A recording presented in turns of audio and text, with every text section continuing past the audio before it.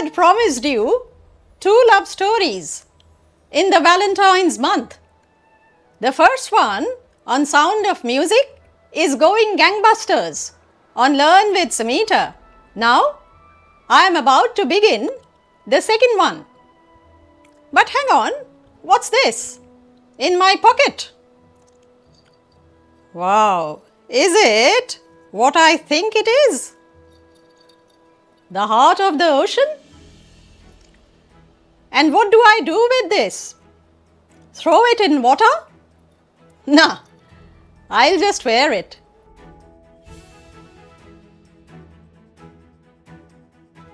This love story happens on a ship that was built at the cost of $7 million in early 20th century.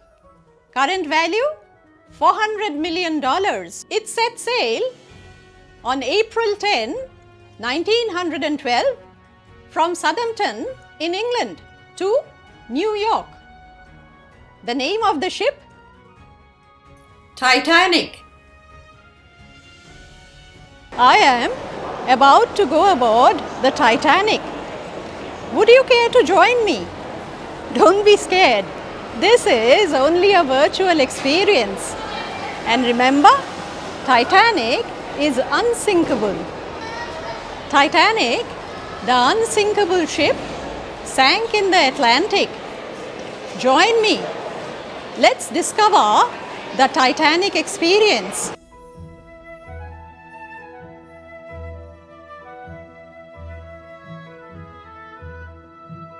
A first-class ticket on the Titanic cost $4,500, equal to 227,000 Australian dollars today. A third-class ticket cost $40, that too equal to 5,000 Australian dollars today. Didn't come cheap.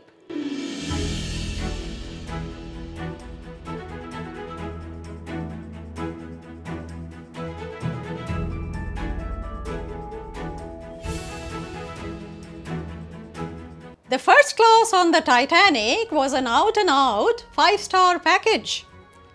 Stained glass windows, wood paneling, 2 grand stairways, a gym, a squash court, 4 restaurants, 2 barber shops, and even a library.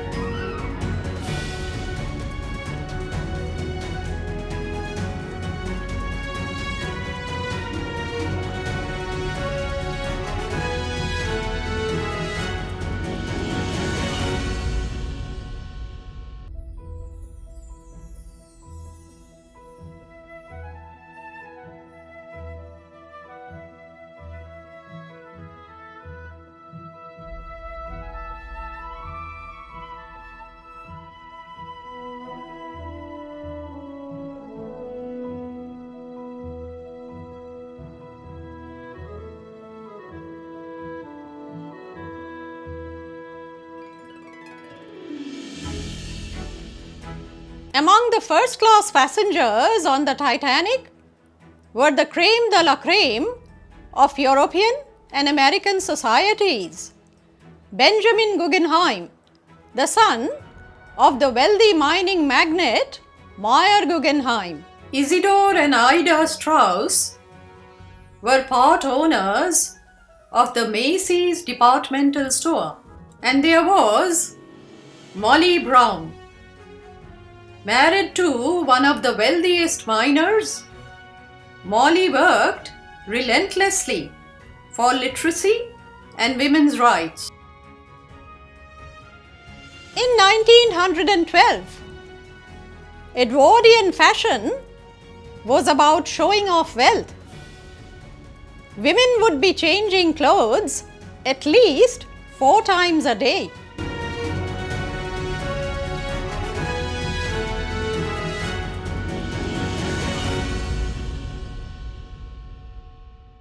from blouses with tucks and ruffles and dresses with lace and beading, luxurious fur-lined coats and expensive jewelry, passengers spared no expense to showcase their status and wealth. There was a gradual shift from S-shaped dresses to the boyish look of the 1920s. Kimono-style dresses were in fashion. Hats were adorned with ostrich and bird of paradise feathers. Gloves were made out of kid leather, and lace parasols maintained the porcelain complexion. The Titanic was nothing short of a fashion parade on the sea.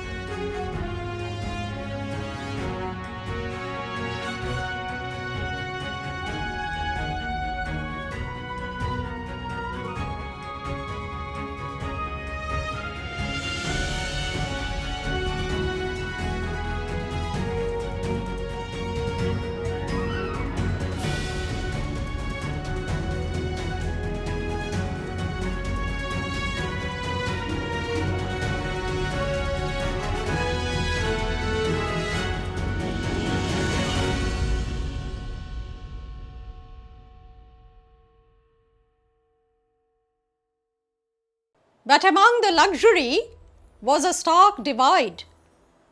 While the first-class cabins exuded opulence, the third-class cabins were stark, bare and cramped with basic amenities.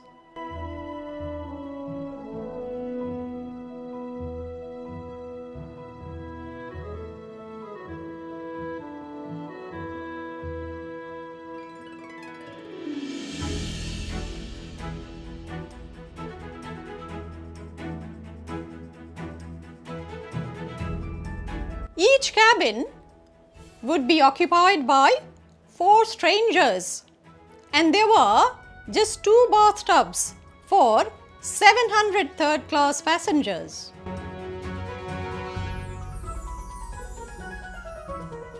Unlike the fine porcelain and china of the first-class dining halls, the third-class crockery was basic, with just the white star line logo to prevent theft. First class, second class, third class.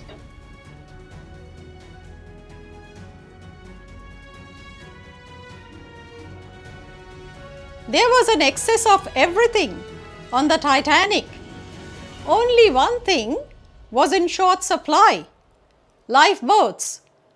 There were only 20 lifeboats that could accommodate 1,200 souls. Extra lifeboats had been removed to maximize deck space for the enjoyment of passengers.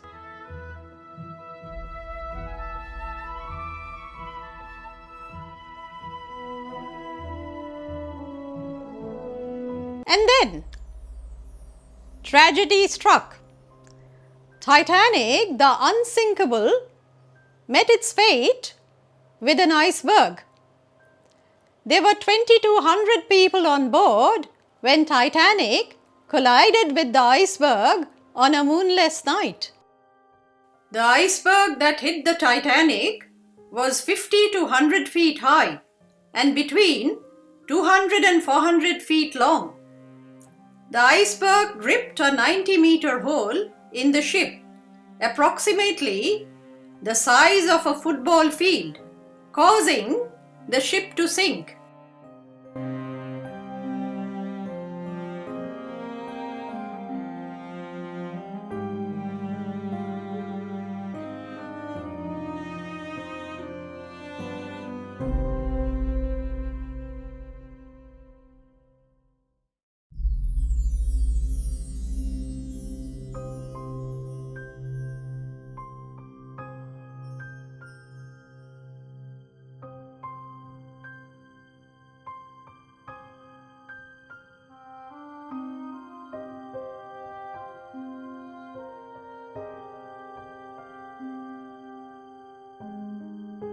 Could the tragedy have been prevented?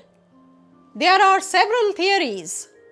Warning signs by SS Californian, a ship in the vicinity, were ignored. Joseph Bruce, the chairman and managing director of White Star Line, did not want Titanic to reduce speed. He wanted Titanic to reach New York in 6 days and create a world record. Edward J. Smith, the captain of Titanic, did not anticipate any vital disaster. Robert Hitchens, the steersman, apparently steered the ship in the wrong direction. Only 2 lifeboats were filled to capacity. The passengers were reluctant to board the lifeboats. After all, Titanic was unsinkable, wasn't it? On the first 7 lifeboats, there were only 160 passengers out of a possible 430. SS Californian, a ship in the vicinity, saw the rockets and the flares. But Stanley Lord, the captain on board SS Californian, dismissed these as fireworks from the celebrations happening on the Titanic. Finally, those on the lifeboats were rescued by SS Carpathia. Those that could not find space on the lifeboats drowned or were killed by shock and hypothermia.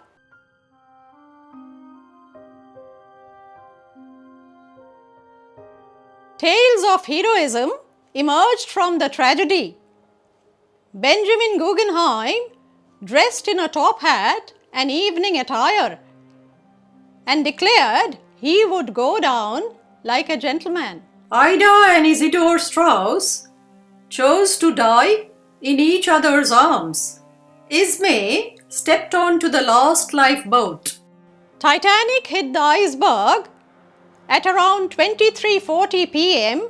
on April 14, 1912. Its sinking 2 hours and 40 minutes later resulted in the death of approximately 1,500 people.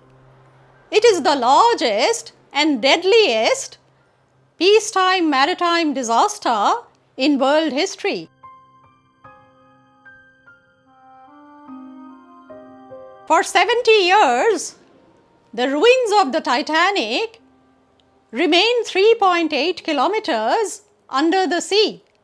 On 1st September 1985, a joint French-US expedition led by Robert Ballard found the wreck of the Titanic. This wreck will disintegrate completely by 2030.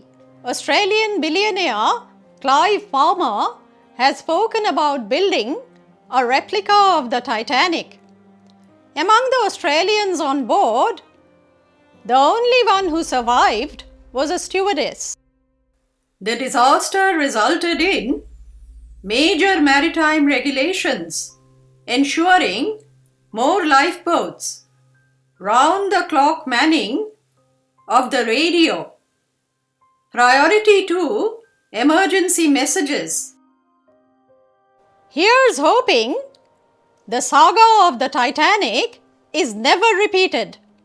Never should the greed for name, fame and wealth overtake logic and rationality.